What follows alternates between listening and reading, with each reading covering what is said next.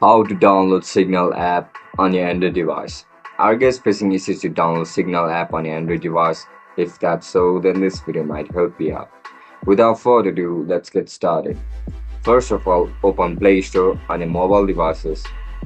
Once you open the Play Store, now click on search bar and search for Signal app. After you search the Signal, click on the second option where you can see this icon for Signal. Tap on install. Once you click on install, your app will start to download. It will vary according to your Wi-Fi speed, so as you guys can see, it's installing on our devices.